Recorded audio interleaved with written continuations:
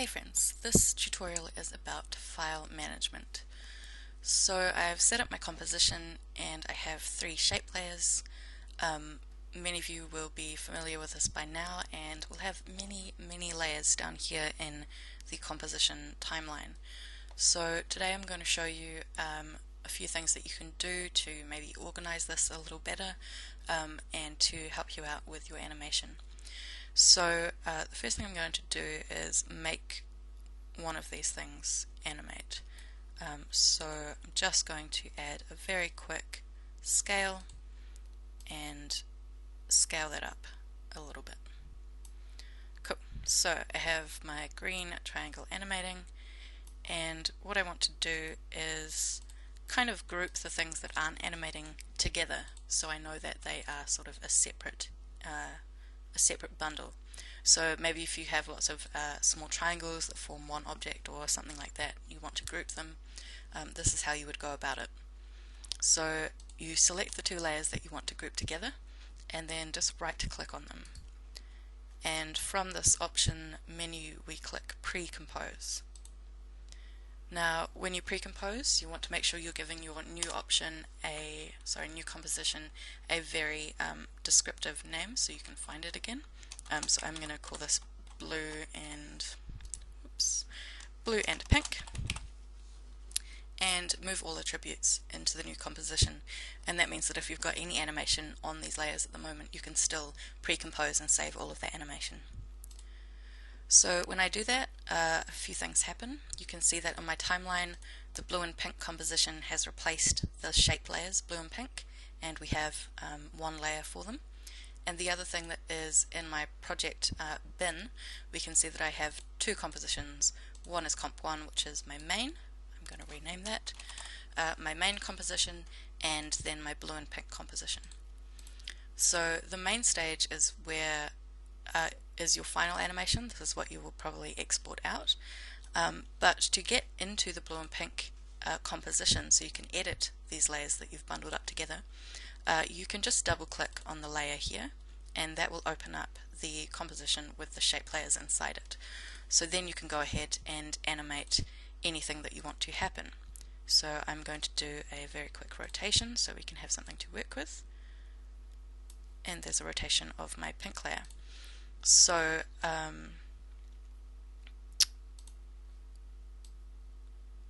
oops, okay, wait. Like that, there we go. Okay, so then when I head back to my main layer, you can see there are the tabs on the timeline of both compositions open. You can also go up to the top of the viewing box and hit main, and you can see I have my two compositions here, so I can switch between which ones I'm looking at. So in main you can see that when I play this, my pink triangle is actually rotating, because what it's doing is it's reading not only the green shape layer, but whatever information is inside this composition here. So you may think that it makes things a little more difficult because you can't actually see the layers that are inside this composition. There's no sort of drop down folder like in Photoshop. But what you can do to make sure everything is being lined up is use your handle as some sort of signifier of where things are going to start or end. So here I've lined my handle up with one frame, and then when I move over to my blue and pink composition, you can see that my handle remains at one frame. So this gives you the option of animating within your shape composition, your pre-composition element, and then on the main timeline it's going to pick up all of those things, and you can sort of match that. So you can see my pink triangle disappears on the one frame mark.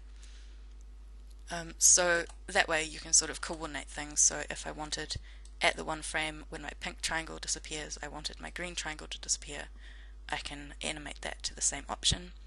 And you can also treat this like a normal layer where you can end the geometry at the same time, so therefore everything would end at that one frame.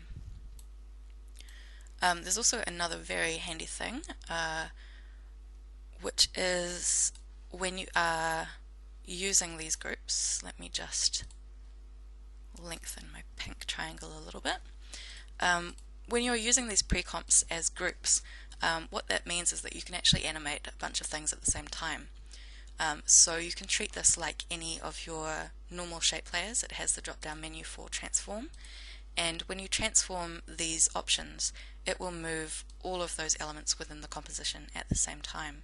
So that's quite handy if you wanted to, you know, well, obviously move a whole lot of elements at the same time, at the same speed and everything like that.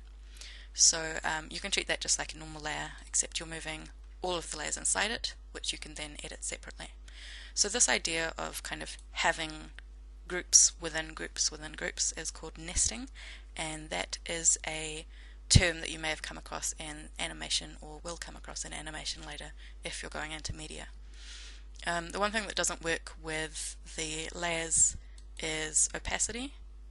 No, that's a layer, that was for something different, so ignore that.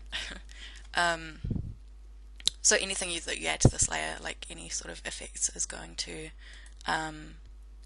affect anything that is inside it. So let me just figure out what I can put on here. So we can do a little bulge warp, and that is going to distort everything that is inside that layer. It treats it just like a normal layer would. So you can see that that bulge is distorting both of my options inside that layer. So the second thing I wanted to talk about in terms of pre-comps is that they can be used just like normal layers can be used in terms of parenting. So let me just duplicate this green layer.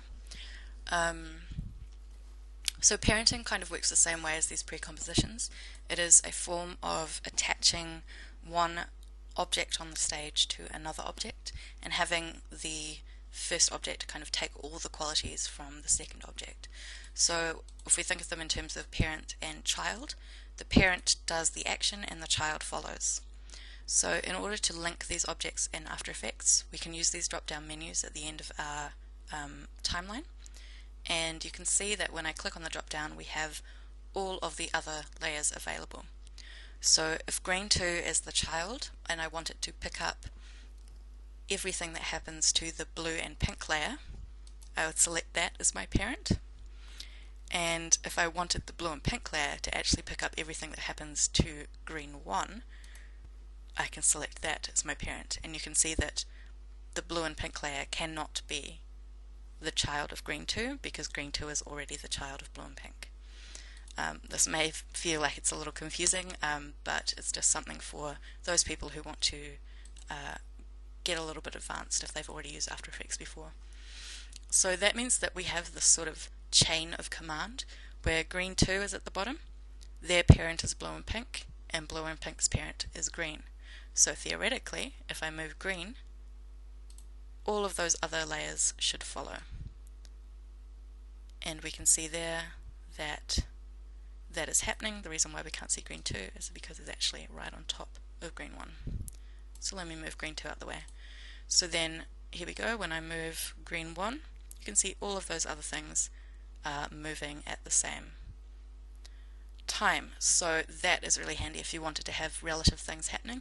So for instance, if something in the center is rotating and you want a lot of different shapes around the outside rotating with it, you don't have to animate those independently of one another.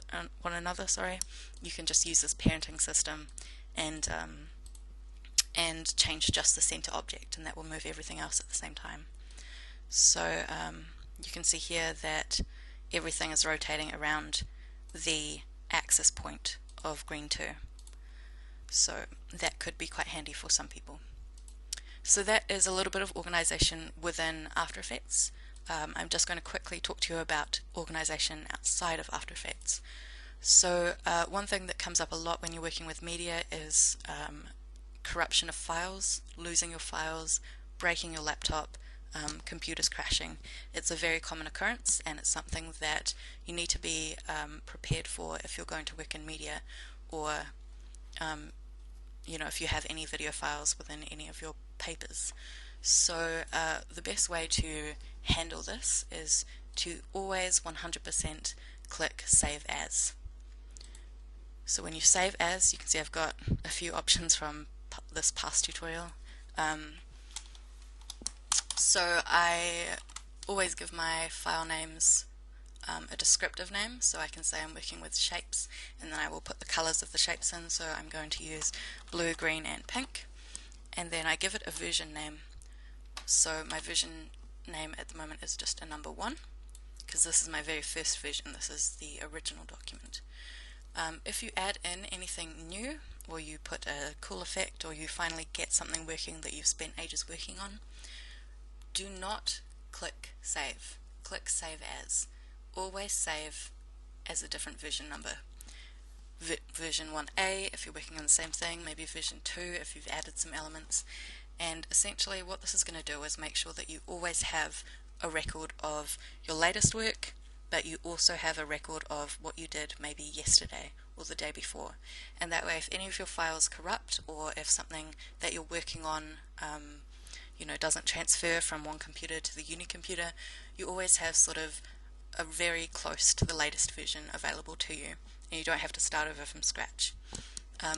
If you're working on multiple workstations, so say the uni computers and your home computer, and you're transferring that work on a USB, please save a copy on all stations. So save a copy to your uni desktop, take maybe the latest working file home, save everything on your home desktop and bring that to uni the next day. Just have multiple places where you can record all of the work that you've done. It seems like overkill at this point in your design degree, but trust me, if you're going into media, it is something that you will need to kind of get the hang of, so we want to start making that a habit now. So please click save as for anything that you're saving. Just save multiple versions and you shouldn't have too many problems. So I hope these tips of organization sort of help you guys out, and I will see you in class, and you will hear from me in the next tutorial and the next tutorial and the next tutorial.